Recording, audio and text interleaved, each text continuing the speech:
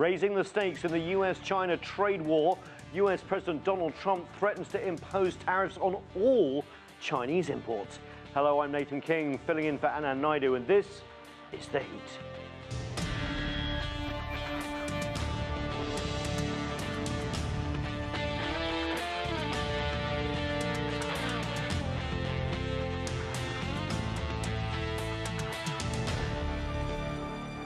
Hello again. The US President made comments aboard Air Force One Friday, saying he's prepared to impose tariffs on another $267 billion worth of Chinese goods. That's in addition to the $200 billion that could be tariffed any time now. China's Commerce Ministry has said that it will respond with tariffs on an additional $60 billion on US goods, and the next round of tariffs could impact thousands of consumer goods. We begin our coverage with CGTN's Jessica Stone, White House correspondent in our newsroom.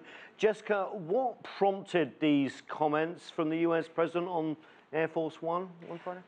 Well, you know, he often does make comments to reporters traveling with him, but we should note that Larry Kudlow, his economic advisor, says that Trump does plan to evaluate the public comments prior to issuing a decision on those tariffs. And President Trump did talk about his thinking with reporters on Air Force One earlier, as you mentioned. He told them he's, quote, being strong on China because I have to be. Then he got into the details of his latest tariff threat.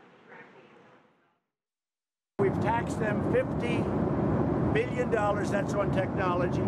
Now we've added another $200 billion. And I hate to say this, but behind that, there's another $267 billion. Ready to go on short notice if I want. Now here is how Beijing responded to the tariff threat even before it materialized today on Thursday. If the U.S. ignores the objections of the majority of companies and adopts new tariffs against China, China will have to take countermeasures. China reiterates that dialogue and consultation, rather than a trade war, is the correct way to settle trade frictions.